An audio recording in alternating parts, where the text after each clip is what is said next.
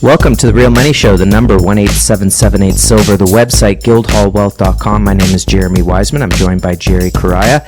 We're going to talk about taking it back. We need to take back our wealth, right, Jerry? Amongst other things we have to take back, for sure. The wealth is where we're focused on, Jeremy. The other title of the show today is Where There's Smoke, There's Fire. But what type of fire are we talking about? Because it doesn't smell like a regular forest fire, and we've had some anecdotal reports from clients in the firefighting world that something is amiss with what we're experiencing with this bad air quality. Let's just put it that way. Yeah, it stinks. So be careful out there, everyone, while you're enjoying your weekend. With that said, there's a lot of things on fire right now, like the economy. And I was just reading a report, Jerry, before we jumped on, talking about the controlled demolition of nation states. And the premise of this article, this was on Zero Hedge from American Thinker. And the premise of the article was basically saying when we talk about these central bankers are too stupid to be stupid, when they lower interest rates and let everybody borrow all this money, and you get the Lagarde talking about malinvestment, and essentially you get everyone hooked onto debt, cheaply. It benefits the wealthy, but it doesn't ultimately benefit the middle class. So they borrow the money too, but then what happens is the Fed eventually yanks the rug out, and they start doing what we're all experiencing with the interest rates climbs. Because at the end of the day, the rising interest rate is punishment to the middle classes. It is. If you're super wealthy, you don't care. You want to raise my property tax? Okay, fine. I can make some adjustments. I'll make some adjustments. Who cares if groceries go from 500 to 1,000? I can handle that. Yeah, I can pivot. Right? Lose 10% of my portfolio. I'm still rich, right?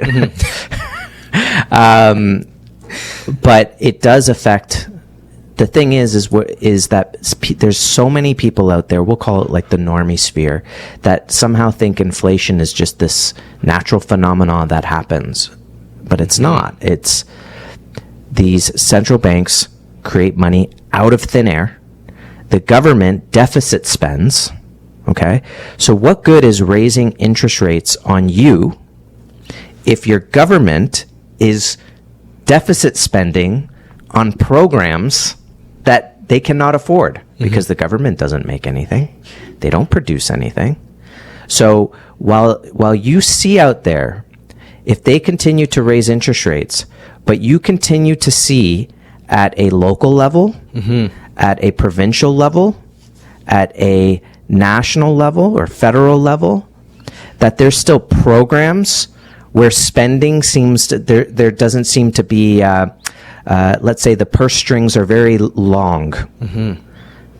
You have to ask yourself, why are you being punished for that? If they can't rein in their spending, why is it on you to cover the spending of previous years? Look at the United States. I'm getting right into it, Jerry. Look at the United States. They raise the debt ceiling. They raise it so that they don't even have to think about it for another year and a half or something like that. Something crazy. End of 2024. A couple months. They've already spent, or deficit spent, raised the money's come out of nowhere. Something like $800 billion plus. Where is that going? And we're supposed to think that inflation is somehow going to come down? You just spent $800 billion. No, we knew that. We knew. So getting back to this article, again, he calls it a controlled demolition of nation states, because this feels like a pandemic 2.0. If they didn't get your business the first time around, they're going to get you this time around, because you had a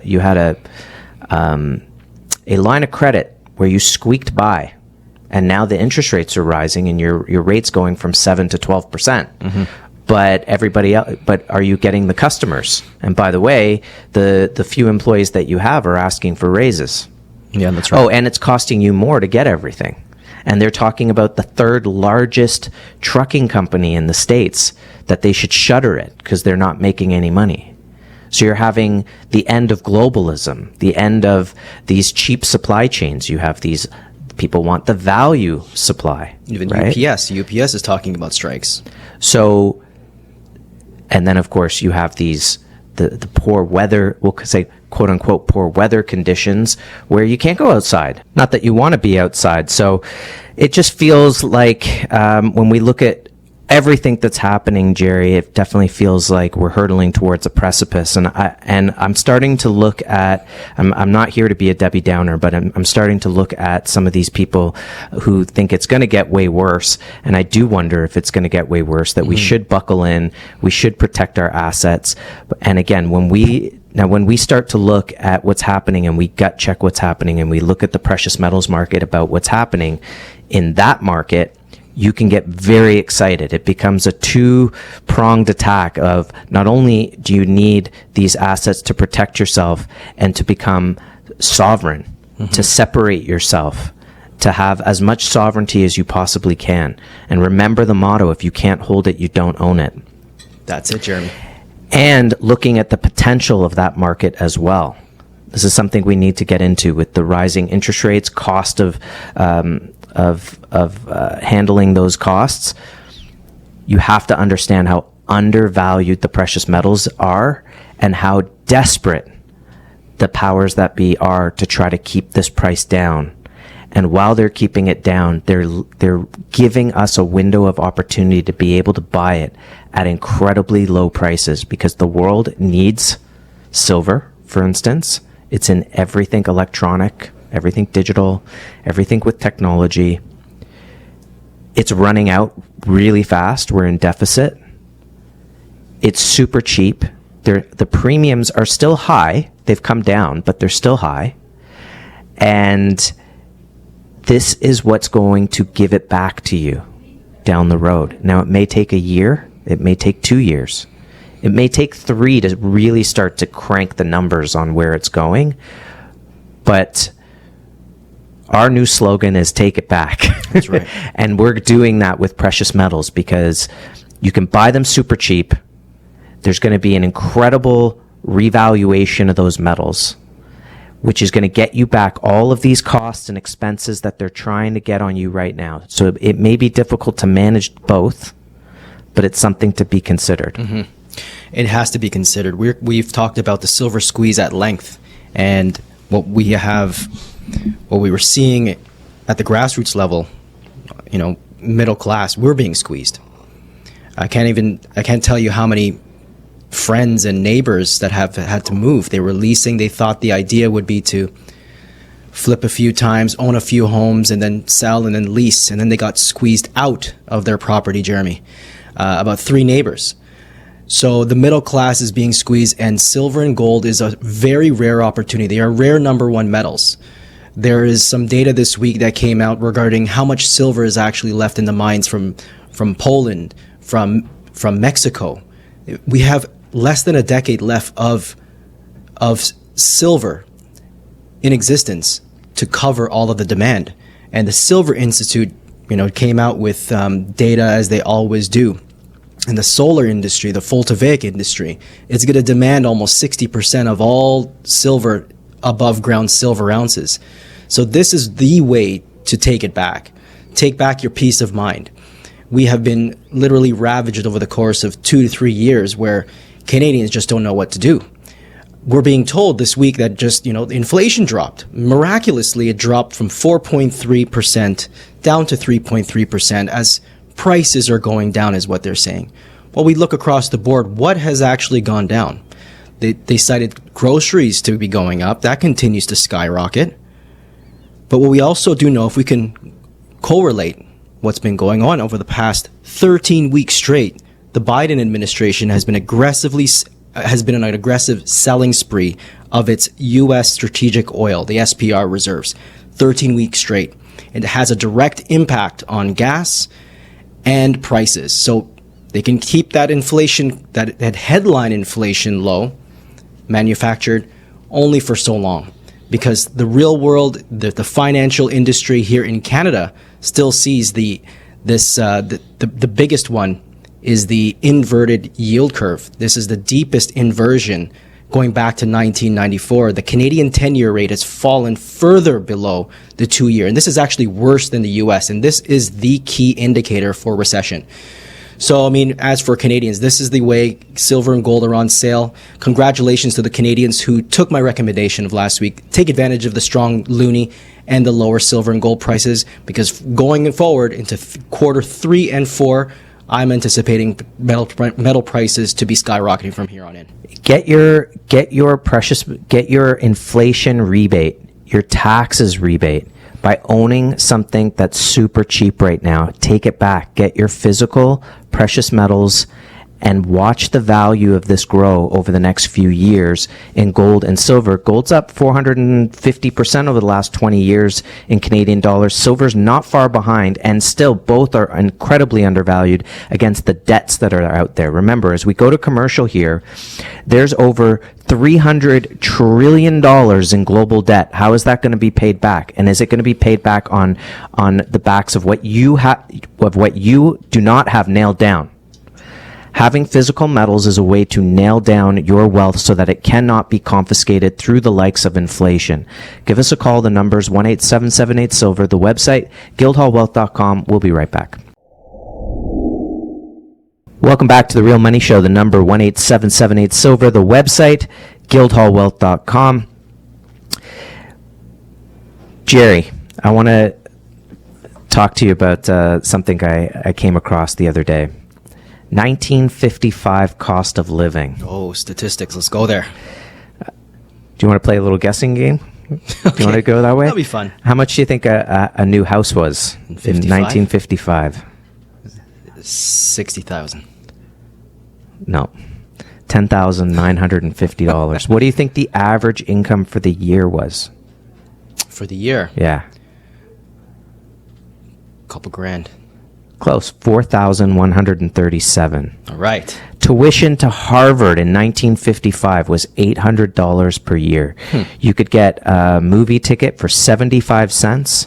A postage stamp was $3. Milk, 92 cents per gallon. Fresh baked bread, 18 cents a loaf. When you think about those numbers, and obviously they seem ridiculously low in our world, you also think about how ridiculous it's become in terms of costs of things, that what kind of money you need to be making these days to be getting by, to be keeping up. And it's very clear that over the last 20 years, you're not. Because even up until the last couple years, if the government said inflation was at 2%, it was really at 5%. So you were losing 50% every 10 years. So if you made 100 grand, after 10 years, if you weren't making 150, you were losing to inflation. That means something was being cut somewhere. You were feeling the pain somewhere. They lowered interest rates. It made it easy to borrow. You probably felt like you were on easy street again. Yeah. Then you do that over a 20-year period. Okay, that's 100%. That means 20 years ago, if you were making 100 grand, you need to be making 200 today. If you're making 150, you're losing. Now, if they're raising income taxes and they're raising property taxes and they're raising this tax and raising that tax, and by the way, if you breathe, there's tax for that. I know. There is. So they're getting you 6 ways from Sunday on that. And then inflation really gets going because they borrowed all that money. So how do we protect against that? Again, over the last 20 years, and I'm not cherry picking this, precious metals have continued to keep up with inflation. Gold went up something like 20% the year before transitory inflation, okay, where it gave back 2-3%, and then bang, inflation was at 15%. Guess what? Gold preceded that, and gold went up another 6-7% last year.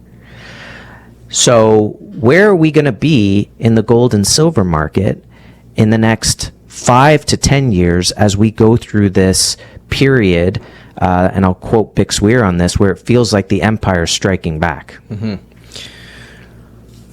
Well, we're seeing that right now. I mean, there's going to be an epic squeeze right now. The demand on metals moving from west to east is very dramatic. I mean, typically summer months are pretty quiet, but not this summer, Jeremy. We just started and things are picking up very rapidly. We're seeing the premiums start to move around. It definitely did benefit the buyers who got in, but we don't anticipate that to stay low.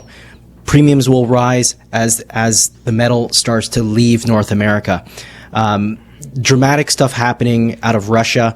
I don't know if you guys remember, but last year we did talk about this around March, where Russia planned, they launched their Moscow World Standard. It was the Russian Finance Ministry announced a critical new standard for precious metals. They were cited as saying the Moscow World Standard will become an alternative to the systematically rigged and manipulated precious metals market to lower prices.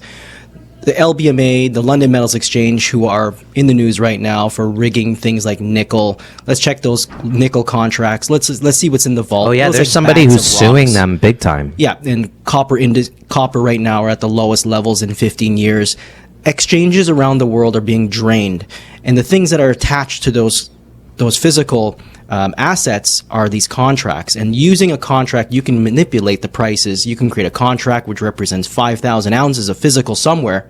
Well, if you don't have the physical to back that up, that contract goes bust. So therefore, we have that silver squeeze opportunity for multiple times higher in this market. But further to this, so they launched a standard. They launched an exchange. Great. What's the big deal? The big deal is when we're talking about the demographic of the former Soviet Union, China, Russia, the BRIC nations, the alliance, who are more focused on resources, they are responsible for the demand. They're responsible for the refining, the mining, the storage. Everything moving from west to east. Because they said, we're doing all the work. 60% plus of all gold and silver activities happens in this region, yet the London metals market and controls the price. I think not. I mean, if you did all the work, Jeremy, let's say you were in the trades and you were an electrician, but someone says, well, you were only worth $10 an hour. Right. No, you're going to say, I'm charging $150 an hour for my work. So today, breaking news, the Moscow Exchange launched the ruble-priced gold futures. They're launching this in July. We launched and settled quarterly gold futures yesterday, and this is actually June 28th. In the near future, in July, we will launch the perpetual gold futures contract. The underlying asset, which is the gold ruble TOM instrument from the exchange's precious metals market, is 1 gram of gold. The tick size is 0.1 ruble, so it's pegged.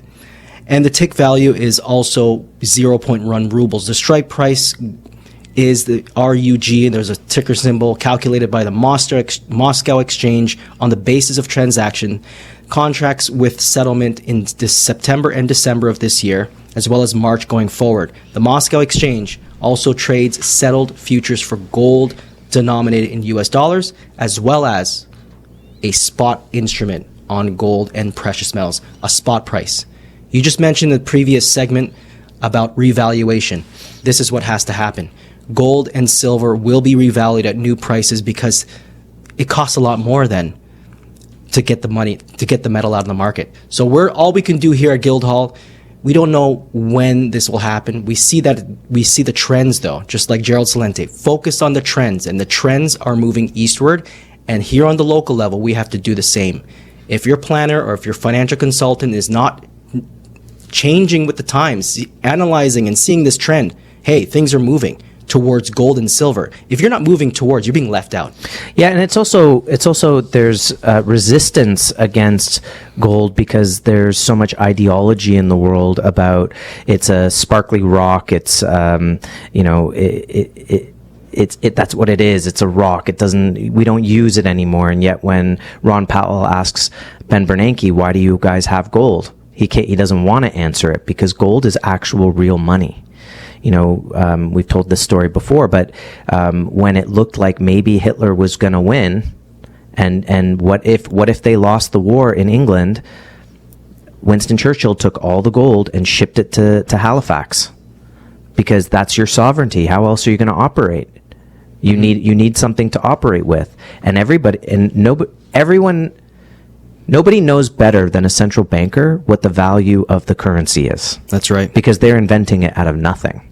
So they know what the Ponzi scheme is better than anybody, but they've got everyone else thinking that it's worth something. Mm-hmm. And yet when the prices of everything are rising, what you have to realize is that is an indicator that the dollar is losing value, mm-hmm. which is why you need to pay more for everything. That's the point. So how do you protect against that?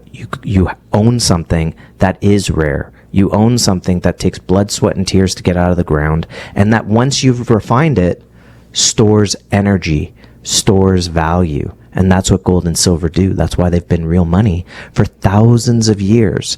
So we understand that some advisors, people in the financial industry, they've been indoctrinated to think differently. That's okay. If not everybody can be an expert in every single field. That's right. But it doesn't take away from the fact that gold is money. Gold and silver are real money, and they actually exist in the world. So with the fragility of the banks and the financial system and the economic chaos that can ensue, because it might seem quiet right now, but there's going to be more pain coming, whether that's personal, financial, banking industry, and you want to be out of harm's way. You want to see what it may look like with a bank bail-in, right? Where they decide, guess what? You can't take out cash out of the bank, or you can't take out more than this much money. These type of things. Anything could happen. So having physical precious metals as part of your portfolio is going to be, in our estimation, one of the best ways not only to protect, but to take advantage of it, because everybody's going to try to get into the market when it's too late. And that's when the price of silver, for example, is already gone to 50. Because for most people, seeing is believing. Oh, it got to 50? Well, now I'll buy in. Well, you won't be able to buy in. It won't be available. It's available now, but it won't be available then. Mm-hmm. And from there, it's going to go even higher because it's even less available.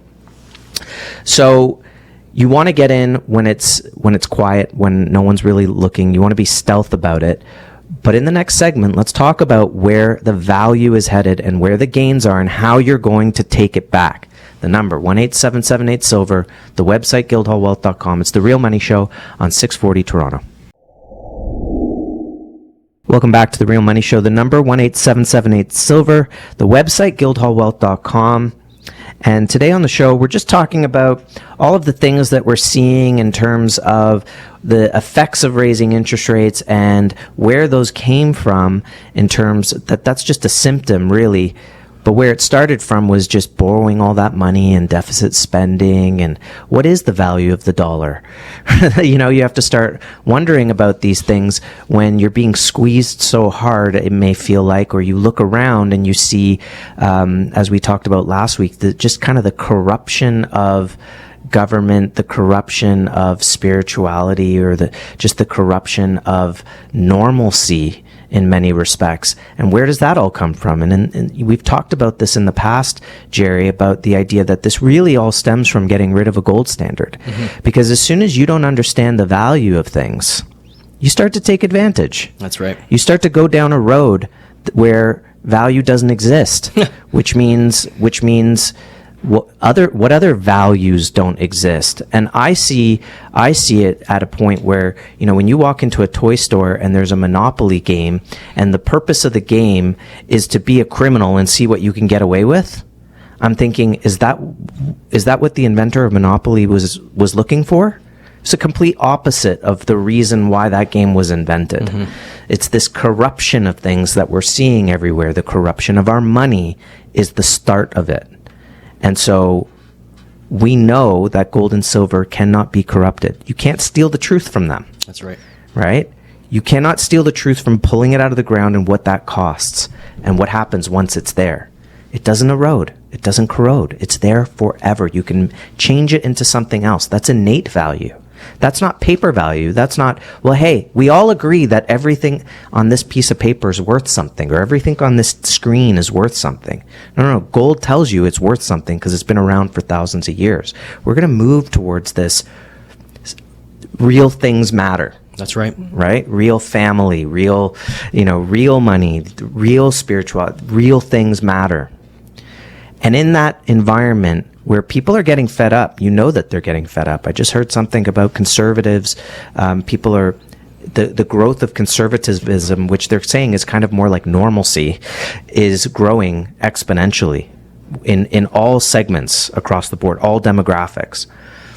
People want sanity, and money's going to bring that sanity. But what's going to happen is we are going to see a silver squeeze again. And in that silver squeeze, you're going to see the price of silver not just go to $50 and not just go to $100. It could go massively higher than that. And at some point, it may even cease to matter what price it goes to, right, Jerry? That's exactly what's going to happen with a squeeze. And when you start seeing the contracts getting, the contracts becoming default, or the exchanges defaulting on their contracts, this is when it can get really ugly for them, but really good in terms of the price and the catapulting in the market. The coiling of the silver actually takes off. I was looking at some charts, and I'm telling you, this 2100 gold price will get shot through, I think, by third or fourth quarter.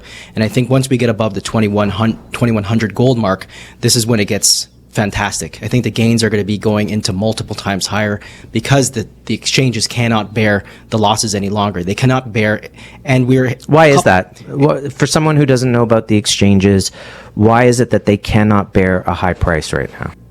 Well, the reason why they cannot bear a high cost is that they don't have the metal, number one, and most of the positions are short. So when you start adding those two together, you start getting into multiple times higher in the explosiveness in the market. Okay, so if you have a majority of short positions and the price goes the other way, someone says, okay, I'll take delivery at the higher price, but you never had the metal, so you have to come up with the metal somehow. So you have to go into the open market or convince someone to lease it to you, which they don't want to lease it to you anymore. So now you're going out onto an open market with high demand and low supply, and now you're forced to buy it at a higher price. So you've lost that difference between where you originally were shorting and where the price has gone up.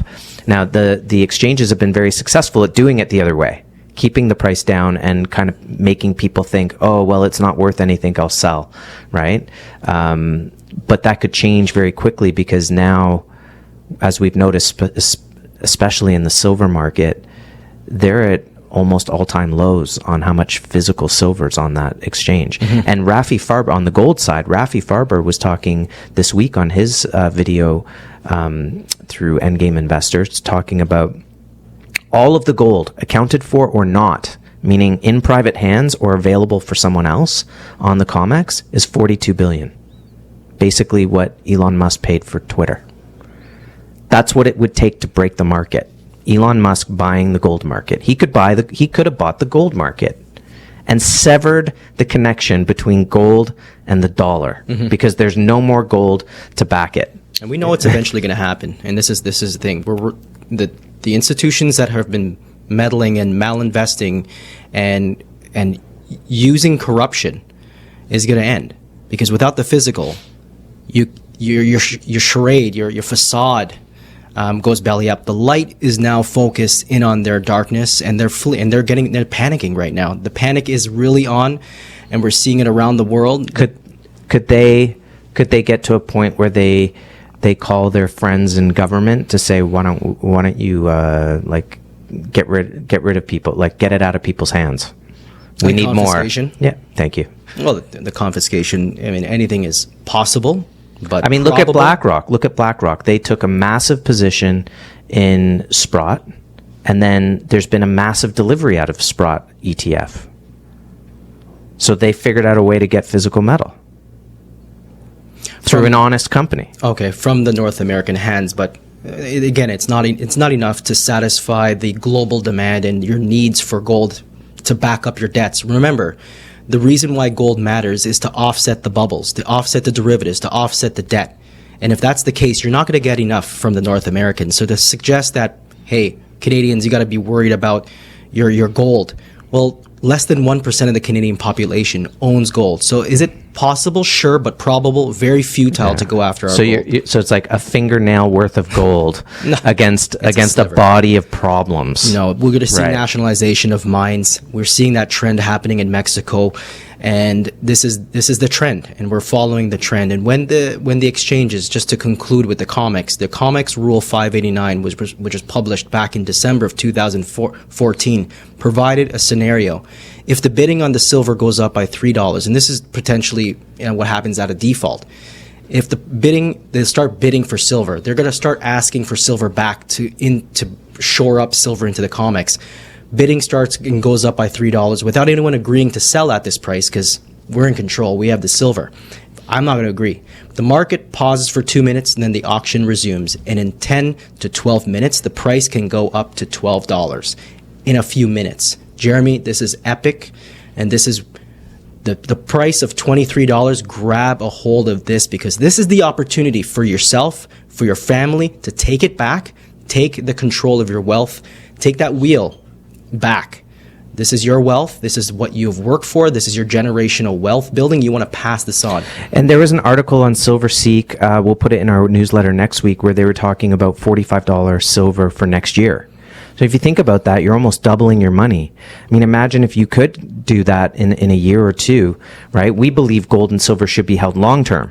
But I mean, if it's something to kind of put a toe in the water and see how this market can work for you, you can see that we're heading to that place where this market bursts wide open. And the type of gains that could be made could be, gold going obviously well past 2,100, could easily get to 3,000, a 30-to-1 ratio or a 50-to-1 ratio. You're starting to see silver closing in on $100 an ounce, and we could see ultimately where silver goes into the several hundreds of dollars. Now, at some point, the dollar's worthless and gold's priceless. So at some point, it starts to become about what you can buy with it, right? And we'll talk about that. Maybe you'll be buying a house. That's right. The number, 18778-SILVER, the website, guildhallwealth.com. Stick with us here on The Real Money Show on 640 Toronto. Welcome back to The Real Money Show. The number 18778-SILVER and the website guildhallwealth.com.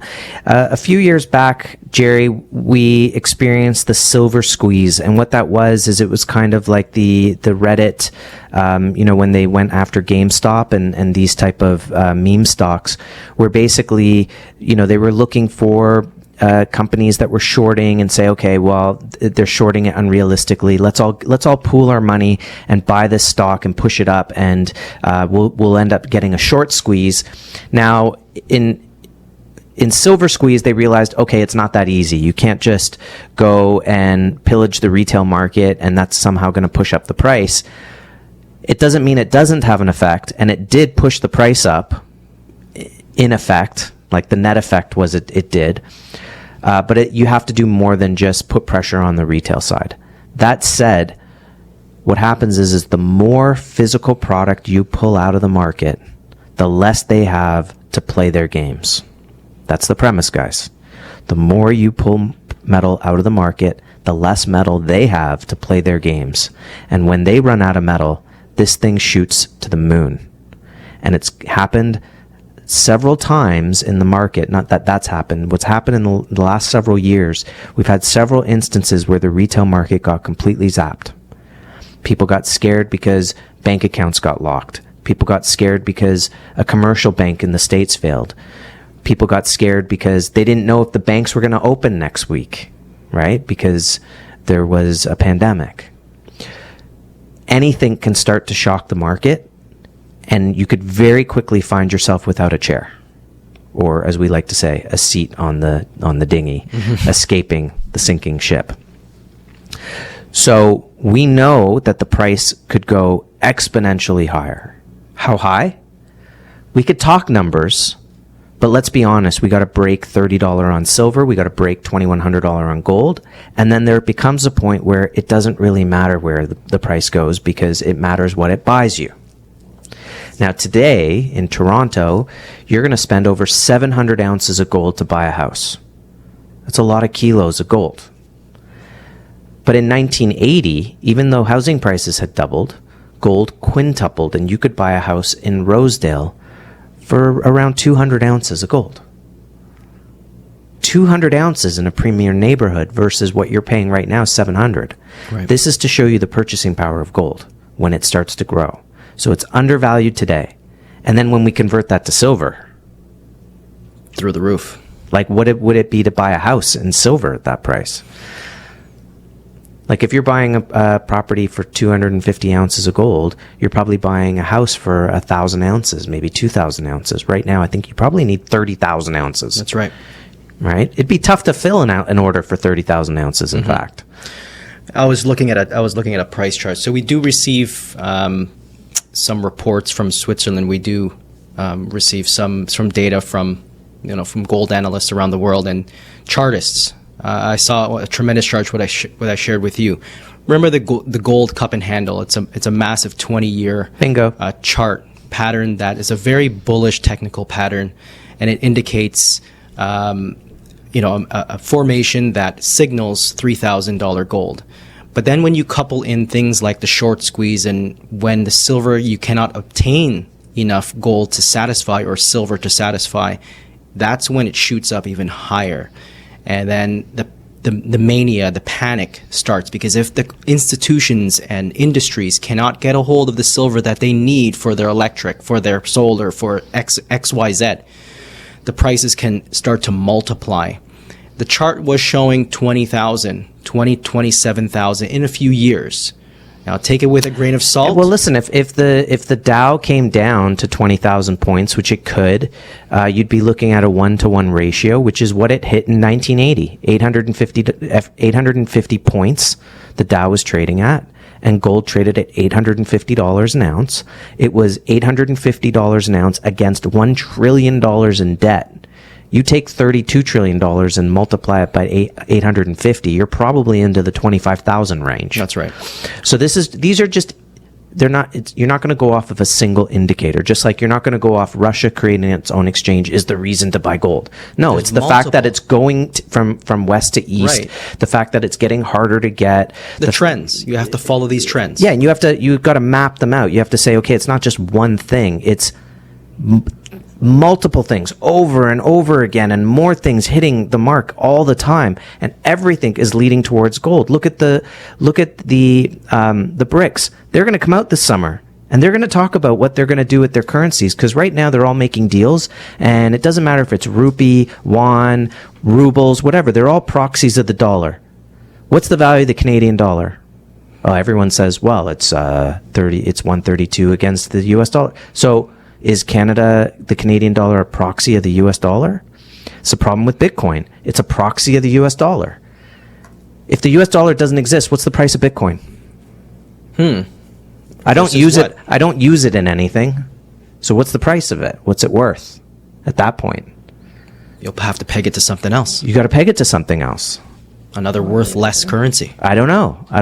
But I know that for gold, if the dollar doesn't exist, I know how many ounces it should take to buy a barrel of oil, how much it should take to buy a suit. In Rome, it was a nice toga, a handmade belt, handmade sandals. Guess what? Today, you could still buy a suit and shoes and everything with an ounce of gold.